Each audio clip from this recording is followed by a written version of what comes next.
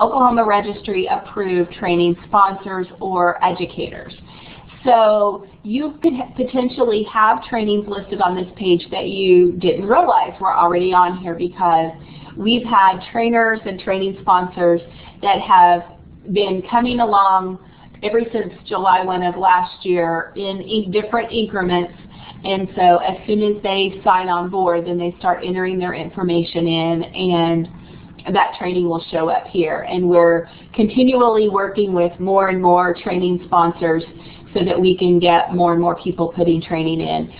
The benefit for that is it gives you a up-to-date, real-time training record.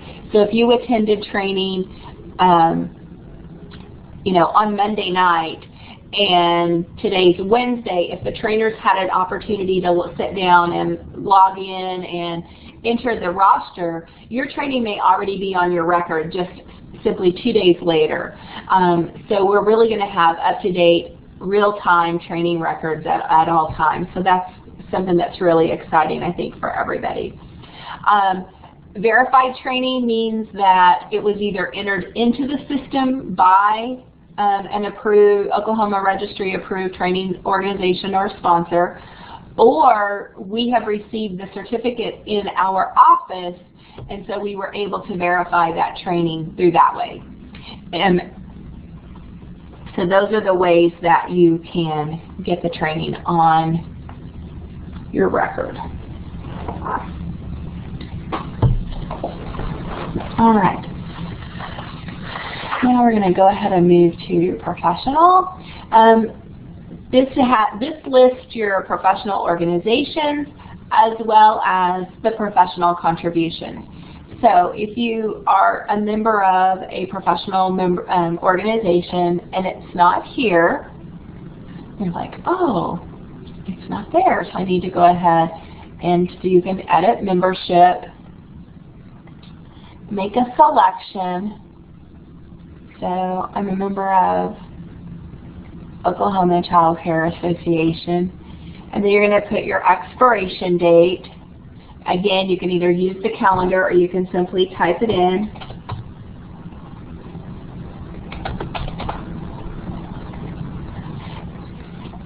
And then push update.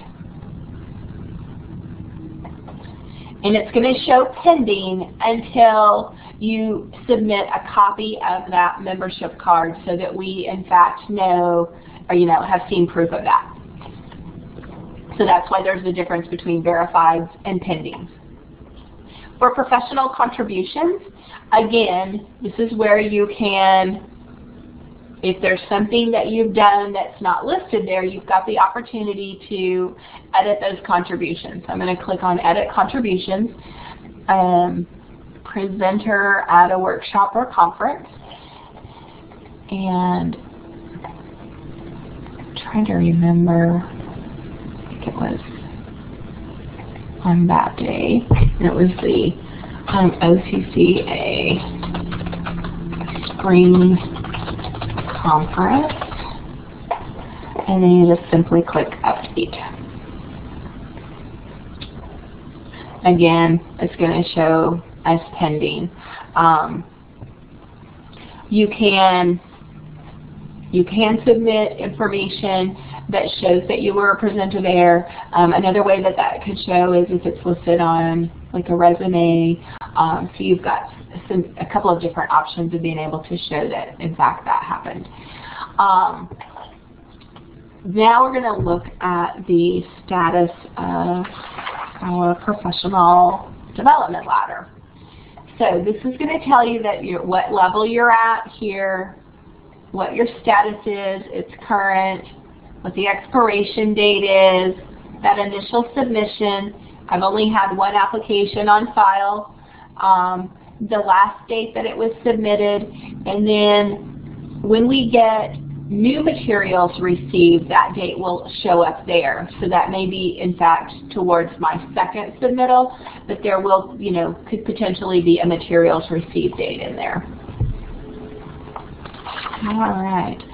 If you have the Oklahoma Director's Credential, you'll have this tab and you'll be able to click on it again and see. I have a gold credential, It's current, it expires on that date. I initially submitted on this date. I've done this one time. The date submitted, and then date materials received. So again, it gives you all of this information.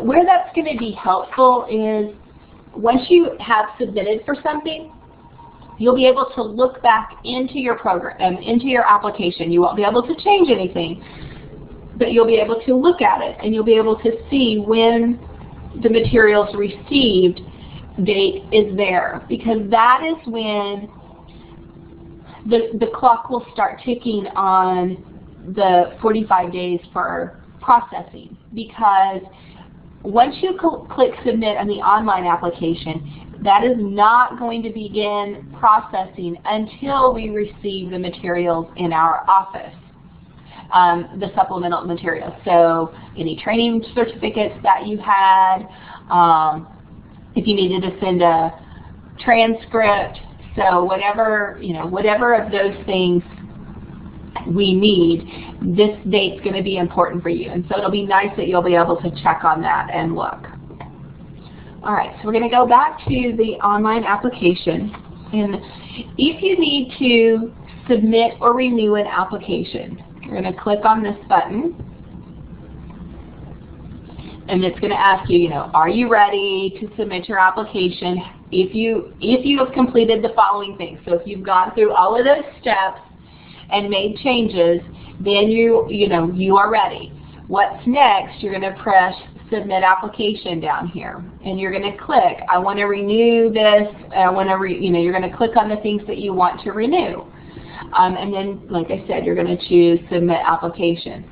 At this point, I'm not going to click on Submit Application because mine's not up for renewal at this point, but we will have a video clip that shows the payment process, because you will be able to pay online for that renewal, and so be sure to check out that video out if you want to learn more about that payment process.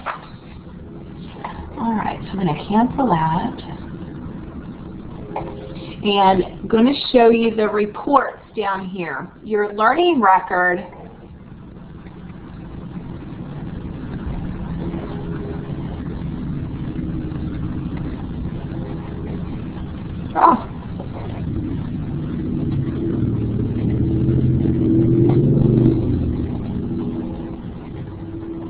Okay, sorry about that.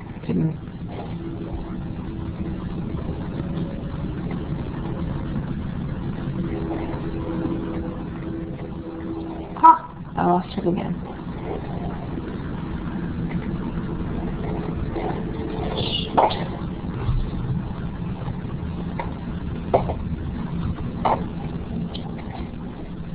Okay.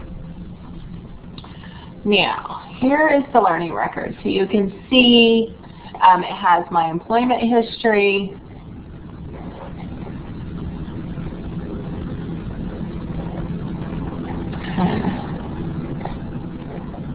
I apologize. Unfortunately, occasionally we have technical difficulties, and I just experienced some. So let me see if I can get that training record to pop back up. There we go. All right, so you've got the learning record here. So it's going to show my employment history, degrees, certificates, and credentials. So it shows a bachelor's degree, the CDA, the CCP. Then it starts showing current training list, and it's sorted out by year and tier level. And at each tier level, it totals the training hours. So it'll go back as far as you have training that you have in the record. Then the training list is truly just a list of your trainings, and it's separated out by tier level. So there's tier 1, tier 2, and tier 3. So we've got the training list. The core competency for the 5-year summary, it lists